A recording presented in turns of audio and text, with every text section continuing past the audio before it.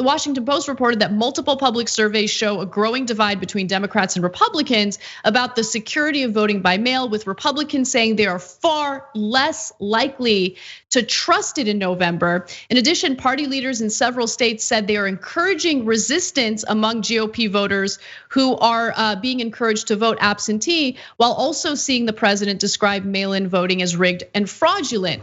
So let me fast forward to this quote or this piece of information, because I actually didn't expect this to happen. So senior Trump advisors, including RNC chairwoman Ronna McDaniel, have warned the president that his broad rhetoric is complicating Republican turnout efforts. McDaniel and Justin Clark, Trump's deputy campaign manager, have repeatedly encouraged the president to promote the use of absentee ballots. McDaniel has additionally urged him to stop his blanket attacks on mail-in voting and present a more nuanced message. And it's because, again, when you look at how the demographics break down, and of course, I'm generally speaking here, older voters are more likely to vote for Trump. And so older voters are also the ones who are less likely to want to show up in person to vote because of this pandemic. At the same time, and not to mention these long ass lines and all of the things that come with that. Like it's inconvenient for somebody who might have a walker or a cane or any of the, like, it's like, no, I don't want to get up and do that all day. Like, I'd rather just mail it in. And it's just, but like, this is so obvious. Like this is just a one step of be like, yo, it's literally one email, one phone call. Yo, what's the percentage of people that voted for me last election mail-in? Oh, wow.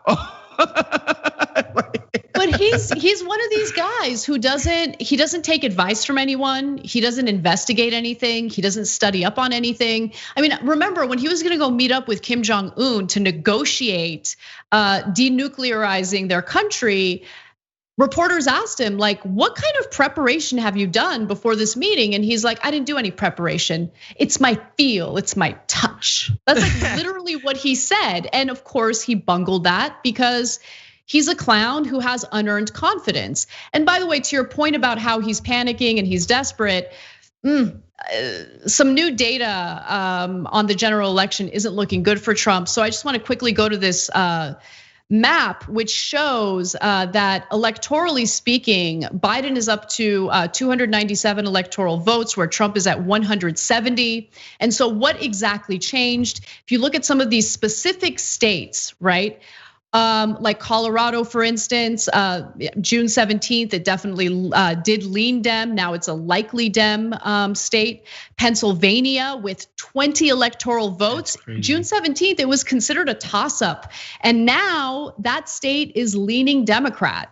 New Hampshire was a toss-up, now it's leaning Democrat. Nevada, toss-up in June 17th, now it's leaning Democrat. And by the way, same with Florida, although I've learned my lesson to not really rely on Florida for anything. Don't do that with Florida. We're done with Florida. Like, they've screwed up enough things for us in the past. We're done with Florida. But what I will say, what this will accomplish is that, it's the classic playbook of whenever something or somebody comes out against you, you discredit that thing or that person. And so it's laying the groundwork for when or if Donald Trump loses, he can discredit the result. Not to say that he won't leave office, because I really don't think he's all that crazy about coming back. I like, it just doesn't feel like, it seems like something when he can just go out, play golf, continue to get filthy rich from the ways that he set himself up while he's been president. But when he does make a public appearance, he can be like, that fraudulent election you mean that I lost? Are you kidding me? Obviously I was gonna win, but it was the mail-in, it was the this, it was the that. He's sort of, laying the groundwork so that when or if he does lose, there's an excuse, there's a way to discredit the result. That's what that feels like to me. It's like when somebody comes out and says, it's like when somebody says, oh, this person raped me. Oh, she's a whore. It's the same logic. It's whenever something comes out against you, try to discredit it. Yeah, I mean, we see that with him all the time.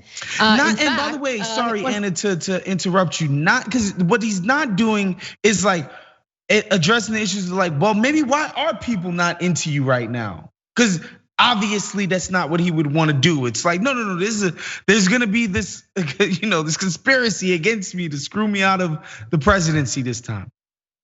Yeah, he's delusional, just refuses to ever take responsibility for his faults, for his flaws, and likes to discredit anyone who says anything that he perceives as a slight against him. Thanks for watching The Young Turks, really appreciate it. Another way to show support is through YouTube memberships.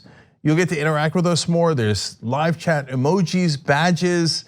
You've got emojis of me, Anna, John, JR, so those are super fun. But you also get playback of our exclusive member-only shows and specials right after they air. So all of that, all you gotta do is click that join button right underneath the video. Thank you.